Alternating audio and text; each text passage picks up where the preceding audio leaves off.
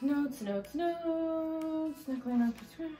Oh, what's up resellers? I'm Rebecca and you're watching Rebecca the Reseller. Thanks for joining me today for a little bit of a different video. This video is going to be all about sharing my quality control process. Now don't get me wrong, I miss stuff. I miss stuff a lot, but I have missed stuff a lot less more recently than I have previously. And I've really developed and honed in on a system that I can do. I don't know how many points it is. I should have counted like my 9-point quality control inspection or whatever you want to call it. But how I go through my items that I have thrifted or that I've ordered, that I received in a bulk purchase or what have you, how I go through them for quality before I decide to list it or before I decide to buy it if I'm actually at a thrift store.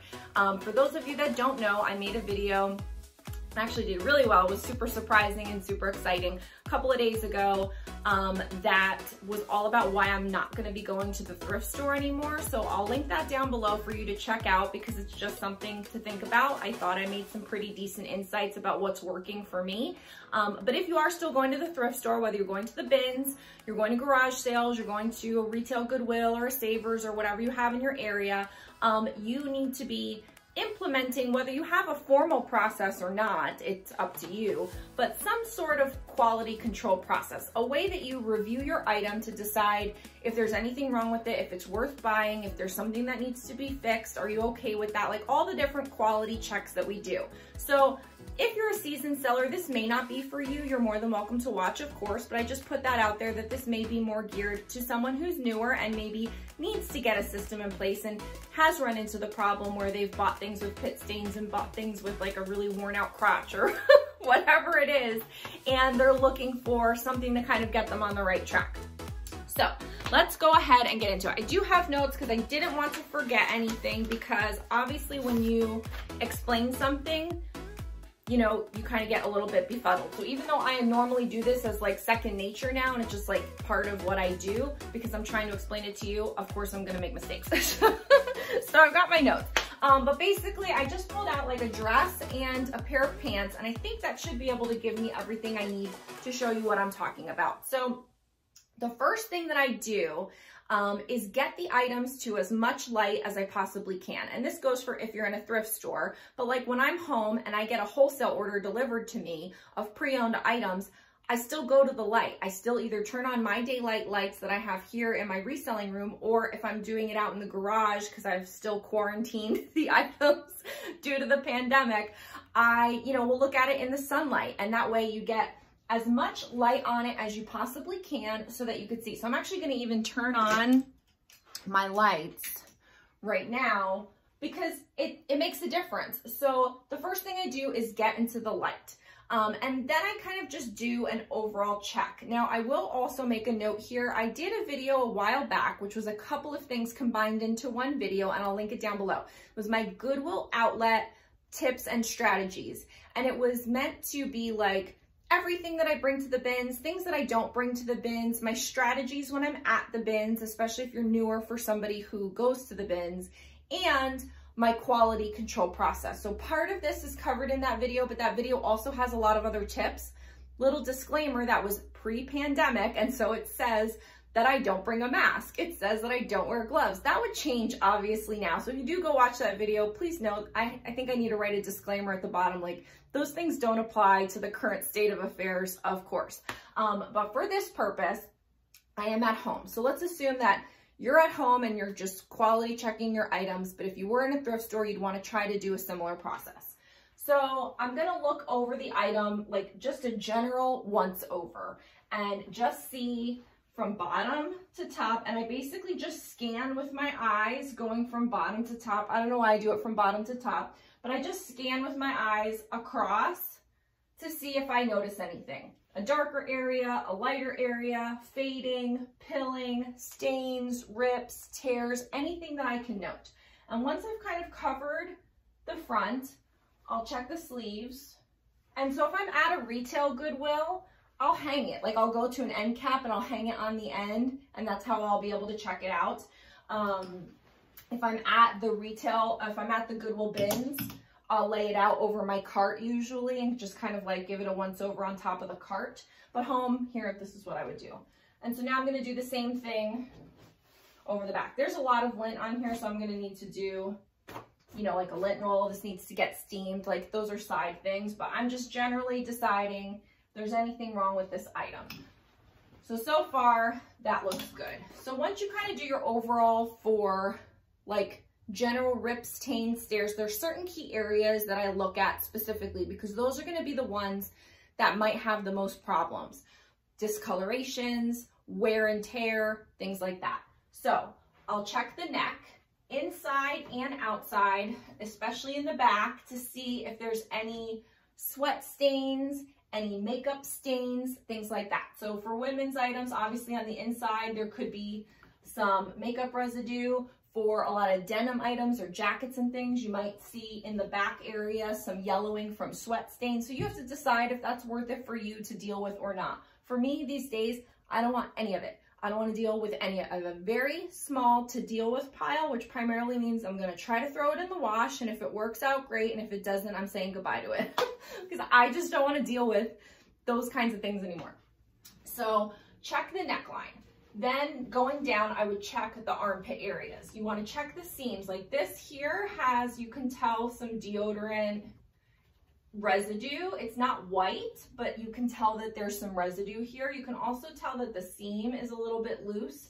So, I mean, that's not anything too crazy. Like you could just note that it's not a hole or anything, but it is a little bit loose. There is a little bit of, you know, kind of deodorant residue, I would say. So you want to check out the pits area and see what's going on there. Then as you work your way down, you want to check in the hem to see if it's been altered in any way. So obviously with this, given the particular design of it, you would be able to tell if it was altered, but if it was just a dress, you could look underneath and see if it's been altered in any way, because obviously you want to make sure to note that. And honestly, I probably wouldn't even pick up anything that's been altered just not to deal with it. You can, but I probably wouldn't. So those are some key areas there on this particular item. Now let's go to this one. We'll see if I forget anything. We'll go back. You can check in the waistline. This is an Eileen Fisher piece, so it has an elastic waistband. So you can check that the elastic is still okay and that it's not like coming out of its, I don't know, pocket area, seam area, I don't know what it's called. But, you know, check if the, you know, the waistband is okay. Is it stretched out? If they were jeans, are they really stretched out? Things like that. You want to check in the crotch for a number of things depending on the item. Obviously, if it was anything intimate or a swimsuit, you want to check inside just to make sure that that's all clear. I mean, really with any item, honestly, you could have an issue in the crotch on the inside. And then you want to just kind of pull it like this and see what the pilling situation is in here. Is it manageable? Is it not manageable? Is it something that you can help with a little bit of some sweater shaver action, which I have right here, so that if I do ever find anything, I can just quickly get in there. I wasn't planning on talking about this, but this is the Wander Lint. I think I called it the Wander List in my video, but I did a whole review on this, so I'll link that down below. This is a great sweater shaver. A lot of resellers have it. I've recommended it for a while. It's really fantastic. I've had it for a good long time now. And I'll link it down below and link the video about it. But I think I called it the Wander List. I don't know. Anyway, so check your crotch area, especially on plus size items. I mean, it can happen on any item, but especially on plus size items, you just want to see what the pilling situation is, because it just happens. Like, it happens where people have a problem there. So the other thing you want to do on pants, especially jeans, but any pants really, obviously check for alterations. Same like with the dress. If it's altered, you have to decide if that's something you want to deal with. But you also want to check out what is the condition of the bottom of the pant leg. Is it frayed? Is it worn? The good thing these days is that skinny and ankle and cropped are still, you know, super duper in style. And so you don't have a lot of that anymore because it's not like these wide, I mean, there's still wide leg and there's still flare, but like there's not a lot of the wide leg boot cut, at least that I'm finding and picking up, that has a lot of that fraying. Or some of them even are frayed and raw hem on purpose, which is amazing. So you don't have to worry about that. And then you want to check, of course, in the booty area, which kind of comes along with checking in the crotch, but you want to just check the booty area to see if it's worn at all. I mean, in general, you do want to check seams and closures and things like that, just to make sure that there's no issue here. It turns out that I didn't pull anything for my example that had a zipper, but you want to check to make sure that your zippers work. Pull them all the way down, pull them all the way up. Check to make sure with pants, like dress pants, work pants, things like that, that any hook and eye or any closures that they have, any buttons, that they're all there, that they're not loose threads hanging off, that every closure or clasp is in working order. Whether it's a top, like let's say it had a keyhole back or something, you want to check and make sure that that's all there.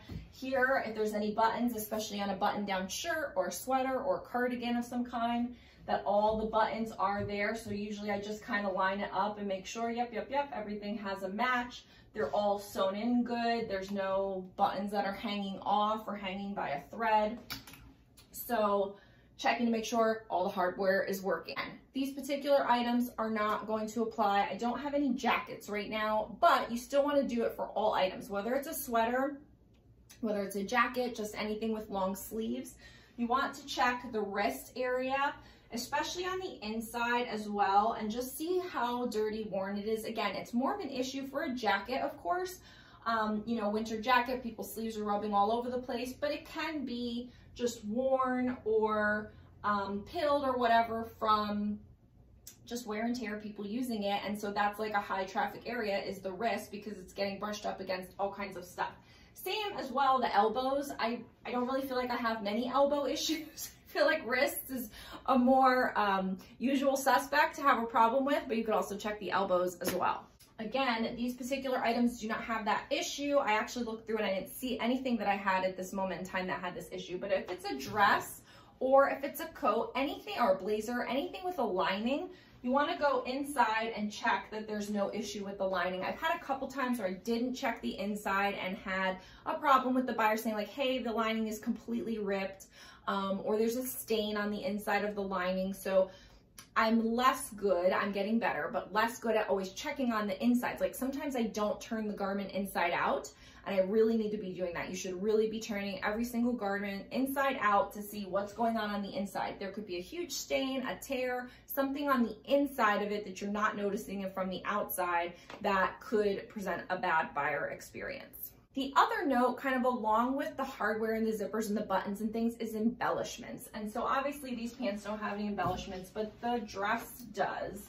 And you know, you might want to look through here at the embroidery on the eyelet and just make sure that nothing's missing. Now, with this, there'd be less things to be missing, but let's say it's an applique, let's say it's beaded, let's say it's sequins, things like that where there's stuff sewn on that could have come off. Is there a patch that's missing? Is there stitching that is not right? So if there's any kind of embellishment, double, triple check in that embellished area that everything looks good as well. Okay, this is the worst part. This is the part that I hate because it involves smelling the item. I have a terrible sense of smell, terrible. And so I actually have to like get up in there with the item. And when you're at the bins smelling items, it is the worst thing.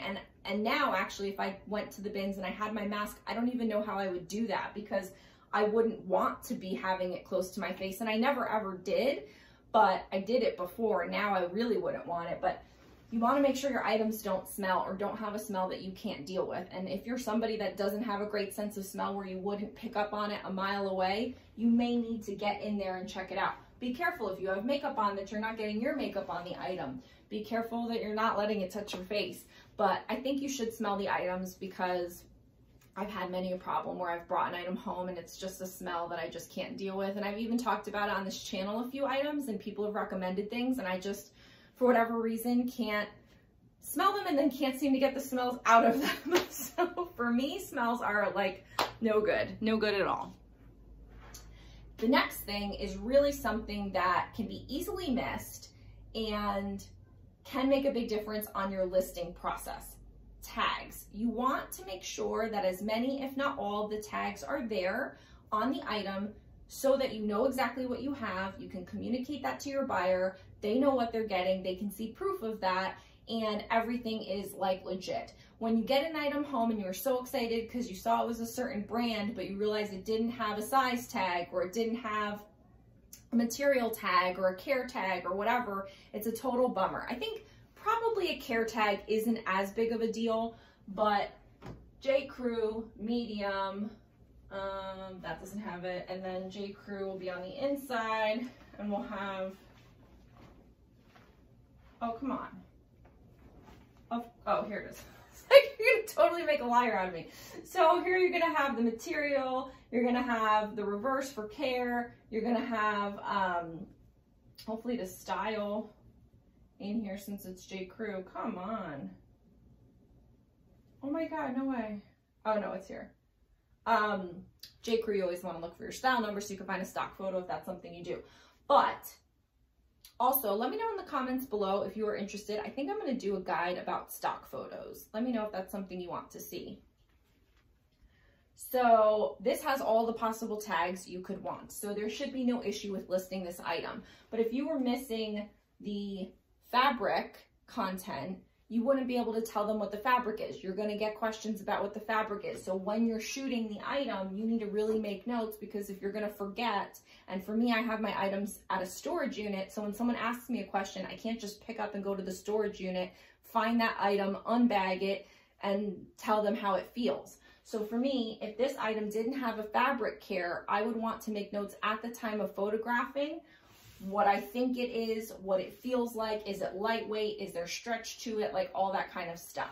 So you want to make sure that your fabric care tag is there. You want to make sure your size tag is there, because otherwise you want to make sure that you maybe take some extra measurements, or that you take measurements, or that you compare to a size chart on their website. So there's just extra things that you need to do in order to help that item sell when you don't have the tags. And if you're someone that sends things to ThredUp, you must have the size tag. They will not accept an item without a size tag, side note.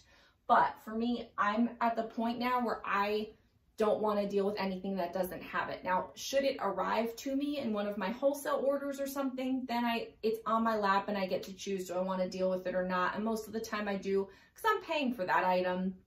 It's not like I get it for $1 at the bins. You know, I'm paying more for that item, so I want to make use of it.